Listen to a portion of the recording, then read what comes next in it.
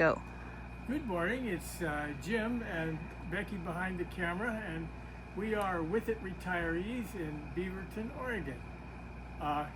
I'm happy to show you today my new boat, which I have just gotten. I'm going to show you all about it in just a second. Thought first I would tell you a little bit of history about me and inflatable boats. I am a baby boomer, which means I was born just after the war was over, World War II that is. And I started backpacking into the mountains with my father, fishing out of World War II surplus rafts in about 1957 or so. It seems kind of hard to believe, but that's been a little while ago. Back in the day, the world was awash with military surplus stuff. They had surplus stores everywhere, and you could buy these rafts. But they weren't too much good, but they would catch fish when you got in there. So in later years, we switched to slightly bigger rafts, and we did a lot of whitewater rafting in some really cheesy sort of rafts. Becky might remember going down Martin Rapids in some sort of sketchy boats. Is that true? She's shaking her head, yes. That was when we were young.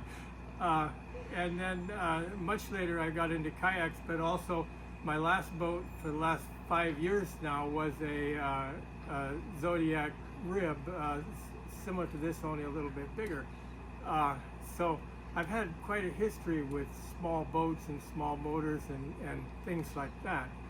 So first, if we're just going to kind of go basics about inflatable boats, modern inflatable boats, and I am now not going to talk about the kind you go down the river in, but these are the kind that you put a motor on the back of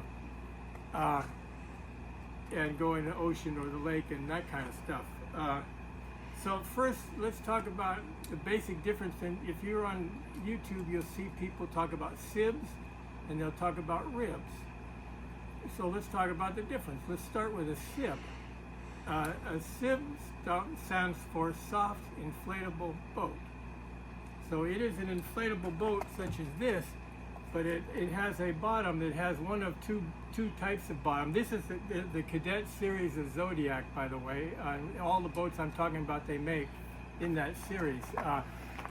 They have an aluminum bottom that comes, the whole boat, by the way, deflates and folds into a very small package. That's what makes it, that's its huge advantage if you can put it in your trunk. You cannot do that with a boat like this. Anyhow, there's two choices really. One is a floor that you assemble like an aluminum floor, and they call that an aluminum floor boat, not a rib. And the other is an air floor, which you blow up very tight, an air deck, kind of like a trampoline that is all one piece that you put in. That's kind of your choice these days in sibs. Their major advantage is the fact that they're easy to stow away. From there on out, a rib is a better boat, but I certainly wouldn't scoff at one or any boat that you can afford. Get the best one you can, and if you don't have a place to put a rib, get a sib. They're still good boats. Anyhow, let's go on to my boat, my new boat. This is a rib, and that stands for Rigid Inflatable Boat. You'll see the hull on this is made out of aluminum. Becky will just kind of go around. I'm going to just flip the end of it up here. It's on a dolly. If you see the bottom under there, this is the smallest boat the smallest rib that Cadet makes, or that Zodiac makes. I should say, by the way, Zodiac, some people use it as a generic term. There is a brand name called Zodiac, which this is. They're kind of the mothership of inflatables, but sometimes people will say they were on a Zodiac, just meaning they were on a rib. Anyhow, this boat has an aluminum floor. It's 8 feet long. It weighs 73 pounds, which is incredibly light for any 8-foot boat. It has 16-inch tubes. The same tubes and the same 5'6" beam as the same boat in 13 feet long. They make 5 different sizes, so the biggest one would be out here somewhere, but the same tubes. So this is like got incredibly big tubes, and it's very, very deep. These boats are super seaworthy. There's almost nothing more seaworthy than a rib. It's got a maximum horsepower 6-horse Yamaha, which I'm not going to talk about today. I'll do that in another one. Just wanted some of the basics about the boat. Let's see. If you wanted to buy one, this is a Zodiac Cadet Rib 240 aluminum.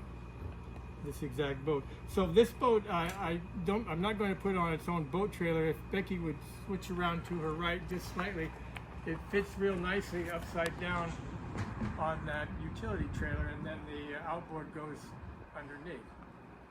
So anyhow, it's light enough that you can move it around. It's incredibly unwieldy until you get it on a dolly. So let's see. Now one more thing. I bought this boat. These are very hard to come by around here, almost impossible. I bought this boat from an outfit called Boat Specialists out of Ventura, California. And I bought it over the internet. You got to kind of have a leap of faith. It was actually on a slow boat from China when I bought it. It sounds crazy, but it's true. And it took a while to get here, and it finally did, and they shipped it up to me. And it costs a lot to ship these things too, by the way. But they did everything they should do. I would definitely recommend them as a company. If you wanted to buy a boat, I would look through them.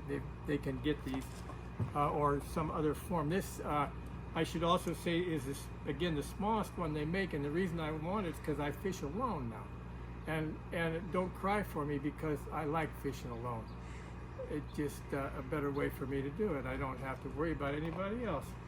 So anyhow, I believe that's about all I got to say about the boat. We're going to take it out very, very shortly, and then we'll have more, and I'll show you more things about it. So we'll talk to you later.